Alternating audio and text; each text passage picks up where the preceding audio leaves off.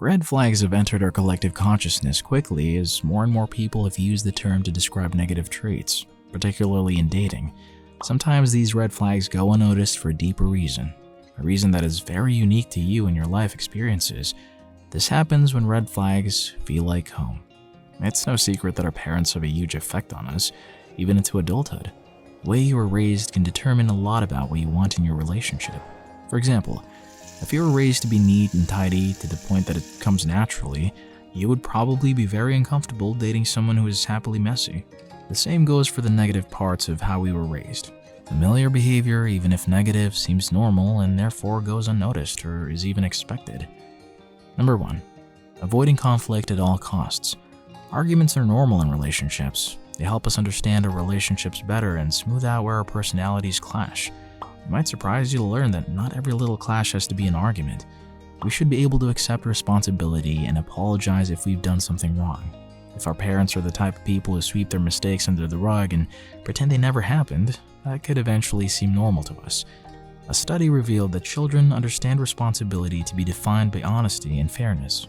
If your parents struggle to apologize or to be honest with you, look out for those red flags in your relationship. Number 2.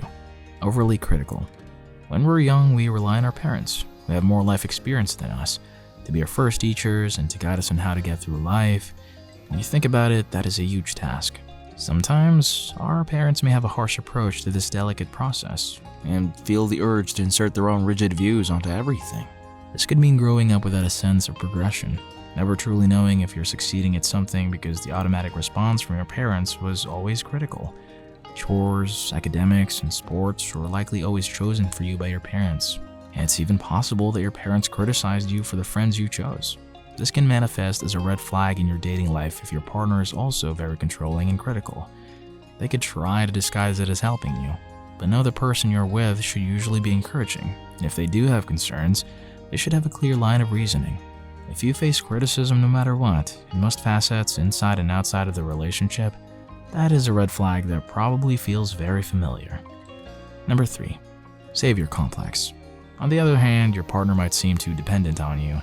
Perhaps you subconsciously attract people who are going through a rough patch or have an existing mental illness, but that isn't always true for some couples. Perhaps you feel like your partner asks the world of you. This can come across as needy or possessive. For example, they may guilt you into canceling plans at the last minute because they don't want you to go. They might also refuse to learn from their mistakes and do things you don't like even after you've set that boundary. You might not notice this red flag if your parents were overly dependent on you or simply lack boundaries. You might have had very little time growing up because your parents constantly needed you for something or didn't care if you wanted to see a friend or just take the day off. When parents rely on you too much, it can cause parentification, which is the term for growing up too fast. It can happen when you're required to do the majority of the physical work, or if you have to look after your parents mentally or emotionally. This could have prevented you from truly acknowledging your own needs and that you were allowed to prioritize yourself. 4. Never good enough. Do you dread talking to your parents because you know they're going to tell you that you aren't doing enough? Your job isn't good enough. You aren't achieving enough. You aren't the absolute best player on your team or the smartest in your class. It's more than just criticism. Common lines you might have heard are, "I just want what's best for you," or "You're so talented, you could go so far." It sounds nice when they put it like that, but if these are your parents, you know that they're really saying, "I'm disappointed, you're not good enough."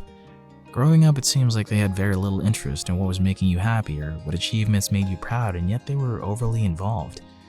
Now in your romantic relationships, if your partner is constantly hinting that they are disappointed in you or comparing you to others, you might not realize that this is a huge red flag. Don't let others make you think that you're pursuing the wrong kind of success because everyone defines it differently. When we love someone, there's a lot that we can forgive. If we're used to bad behavior, we can forgive a whole lot more.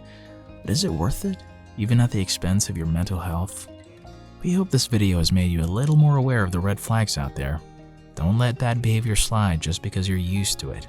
If you found this video helpful or informative, please leave a like and subscribe to Psych2Go for more videos like this. We hope you find the person who treats you right. You've got this.